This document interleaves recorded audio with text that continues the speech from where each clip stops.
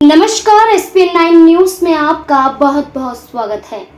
हरियाणा में विधानसभा चुनाव को देखते हुए जहां कांग्रेस पार्टी और भारतीय जनता पार्टी के बीच में एक बड़ी होड़ लग चुकी है कि जाट समुदाय आखिरकार किसे पसंद करेगा, तो वहीं भारतीय जनता पार्टी जाट समुदाय को साधने के लिए एक बड़े जद्दोजहद में नजर आ रही है। तो वहीं Congress party Jat vote bank को साधने के लिए जो लगभग 22% से ज्यादा पाया जाता है, इस जाट वोट बैंक को साधने के लिए कुश्ती पहलवान विनेश फोगाट का इस्तेमाल किया जा रहा है, या कहीं कि विनेश फोगाट को राजनीति में लाने का काम अब कांग्रेस पार्टी के तहत शुरू हो चुका है। विनेश फोगाट पेरिस ओलंपिक में गोल्ड ना जीत पाने की वजह से जब हरियाणा वापस लौटती हैं तो लोकसभा सांसद दीपेंद्र सिंह हुड्डा उनके साथ नजर आते हैं। भूपेंद्र सिंह हुड्डा के जरिए ये दावा किया जाता है कि विनेश फोगाट को हम एक बड़ा सम्मान देंगे।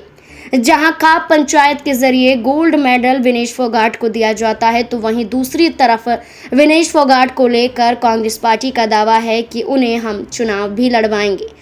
अब कांग्रेस पार्टी में क्या विनेश फोगाट सच में शामिल होती हुई नजर आएंगी, और क्या विनेश फोगाट के जरिए भारतीय जनता पार्टी से दो हाथ करती हुई कांग्रेस पार्टी नजर आ सकती है। विनेश फोगाट को लेकर जिक्र है कि अगर कांग्रेस पार्टी में आती हैं तो वो चरखी दादरी से चुनाव लड़ सकती हैं।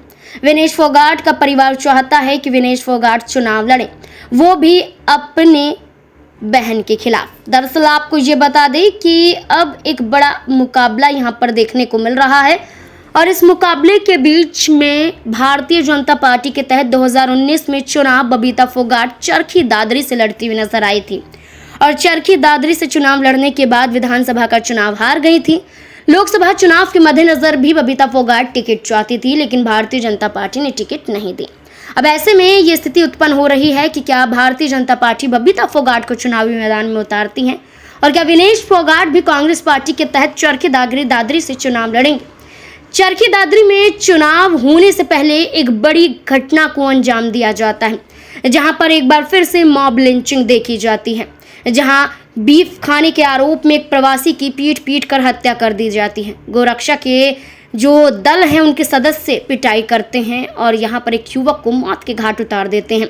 अब ऐसे में चरखी दादरी में माहौल गर्मा चुका है, तो वहीं दूसरी तरफ भारतीय जनता पार्टी अब इंसाफ की मांग करते हुए नजर आती है, तो वहीं कांग्रेस पार्टी इंसाफ को लेकर भारतीय जनता पार्टी पर हमला साधती है। अब देखना होगा कि इस कड़ी में क्या फैसला सुनाया जाएगा।